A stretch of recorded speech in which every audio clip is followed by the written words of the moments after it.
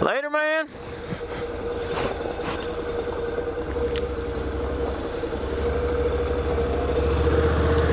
Alright.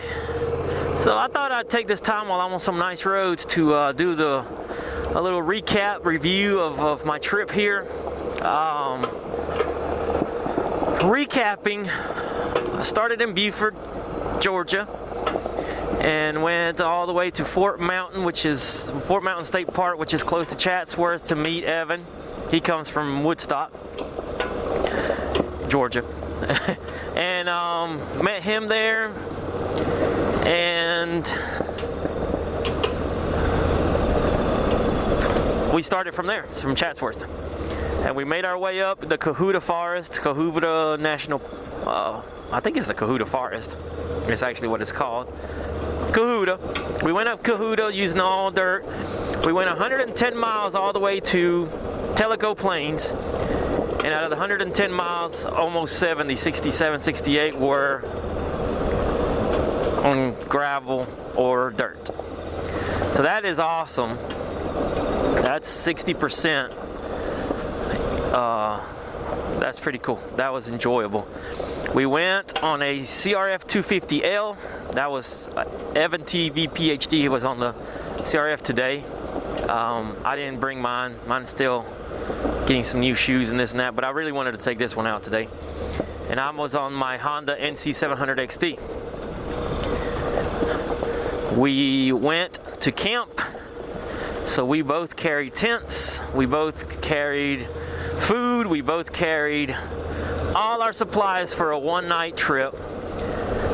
I probably had enough stuff for 2 to 3 nights because I'm an overpacker as far as food and everything. I didn't know what I wanted, so and I got a bigger bike. I have room. Not even comparing bikes. I'm not trying to compare bikes. I just had the room and I just stuffed it. So I wanted to see what I can carry. And we made it up there in about 10 and a half hours, I believe. It was a little over 10 hours. We took our time and stopped at every daggum scenic overlook. That was really cool, and saw beautiful things and took our time and went slow and just enjoyed it. I mean, that's what we wanted to do, and we did it. We enjoyed it. So we went up there and got up to Tellico Plains. We were up there by around 4 o'clock yesterday. We set up camp, took our time. He had brand new equipment. Again, I had equipment that I hadn't used in a while, so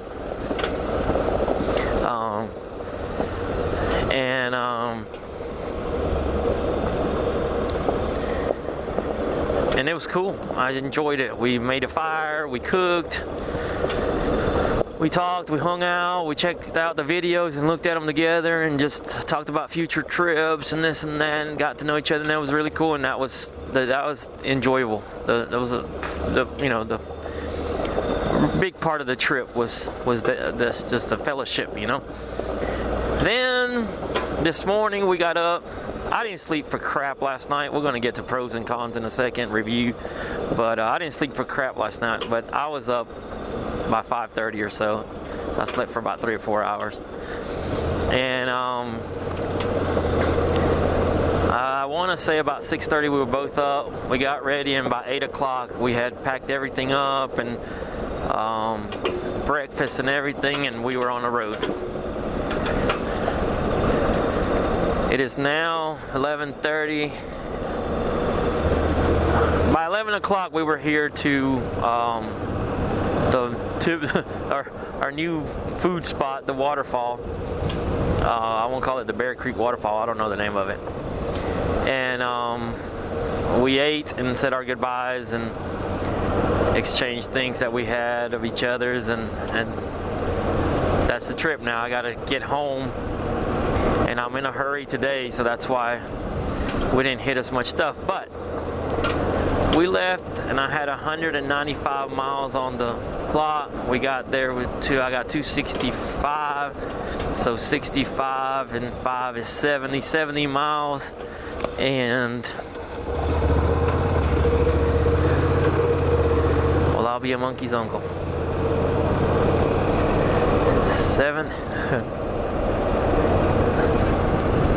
70 miles and 1630 of it was 16, 17, yeah. Wow, that's a lot better than I thought. 70 miles ended up being, 70 miles to there, and 30 of it was on, oh wow, that's cool. 30 miles was on gravel and dirt, so that's awesome. You know, it's a great day. And now I have to travel all concrete home, which is about 75, 80 miles, which sucks, but it's all cool. It's an enjoyable trip. I'm between an A and an A minus on the whole trip itself. And I'm going to go through the pros and cons of the trip and the things that happen and the problems and the good things, and then we'll see maybe what I end up with a different number. But before I started, in the top of my head, I have it between an A minus and an A. I'm going to give it an A. And I'm going to give it an A because there was no major problems.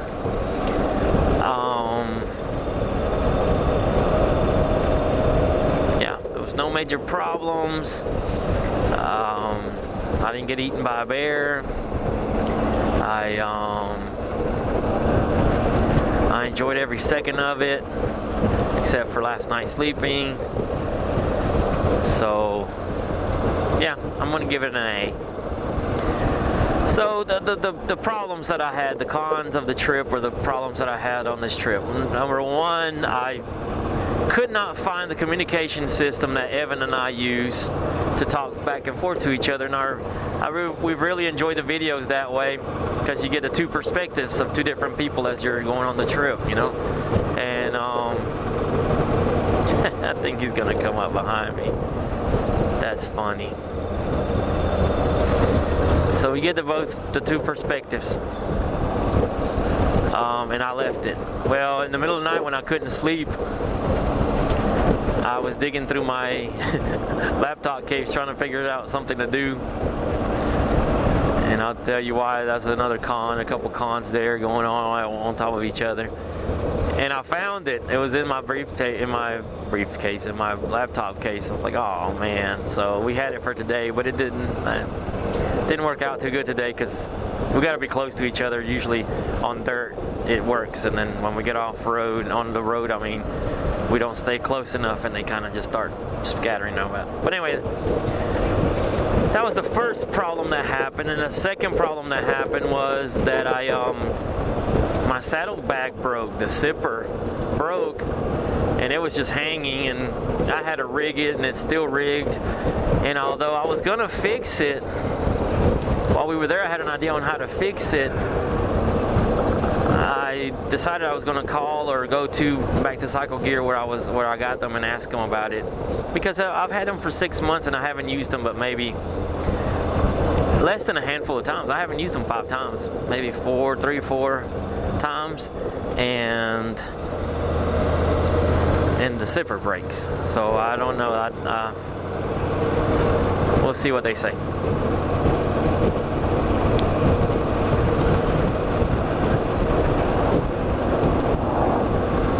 The third problem, and I'm going in order, not on the worst case scenarios. This is probably the worst case thing. The third problem ended up being I couldn't sleep for crap last night, for a few different reasons. And I think I already discussed it. If I put it in the video, I'm sorry to say it twice. If I didn't, then okay. But man, I just have a fear of a bear. And at first I thought animals. I said I had a fear of animals, but I really don't. I'm not scared of coyotes or fox or something like that, because usually those animals are very timid and skittish, and they'll run off if you make noise or if you scream at them, whatever. I've never had a fox or a coyote come at me. When I saw them, they take off running. Because I've never seen a bear come at me, but I've never seen a bear. But you read too many stories, and I'm just scared of it, and I'll admit it, and it might be stupid or not, but I am. And so the first part of the night I felt comfortable. Evan was right there in the tent next to me, but I couldn't fall sleep. And then it became, I was uncomfortable with my sleeping arrangements as far as the mat that I was using. I needed something better with the pillows I had. I needed something better. It was hot. There was no breeze blowing at the moment. It was blowing earlier, but then it wasn't, and so I could have used a fan. And then I'm used to a sound of the fan blowing, the humming sound, and I love the animals, crickets and stuff, and all the noises were cool. But then cars were going by, and I would just pick up noises here and there, and I just didn't sleep well at all. I slept maybe 3 to 4 hours. And that's only because I was probably just gosh darn tired. And that's it. And that's the worst of my trip. Isn't that awesome, right?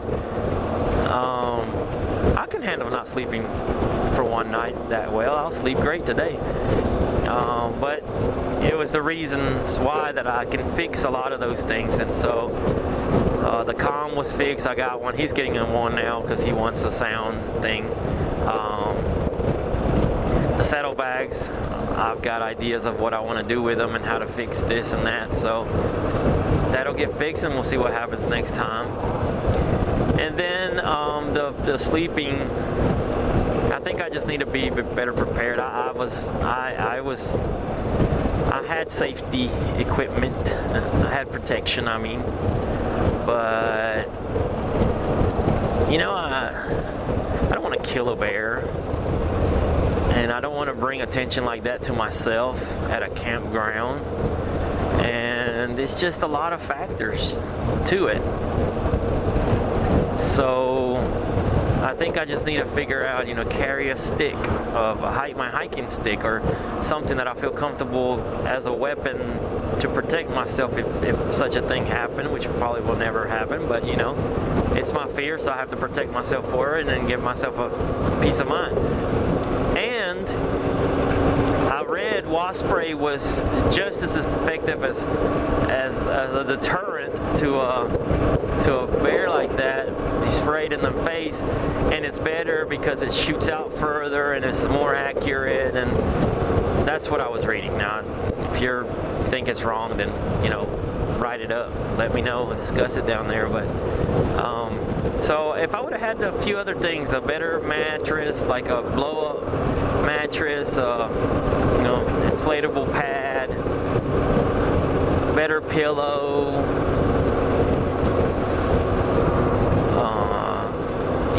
those small things would make a big difference.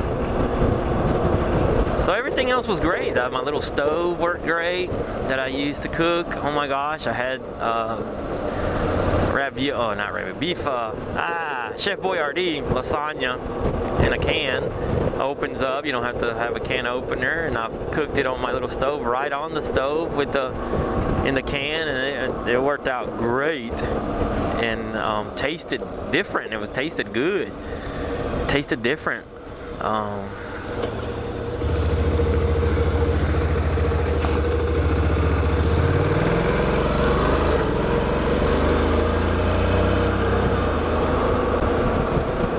Tasted different. It was good. And so those things were cool. The bike handled magnificent. This bike, that's another review all its own. This bike has the two saddlebags. The saddlebags are on it. The front, the tank bag, the trunk, and then the bags. You see it? You've seen the pictures. Let me try to throw one up. I mean, look at this thing. I've got it loaded down. Not heavy. I don't have a lot of heavy stuff in here. The cooler works a lot better on the outside. It doesn't get water anywhere, so that was a learning experience I had there. And it's loaded down, and it's wonderful. I don't feel it.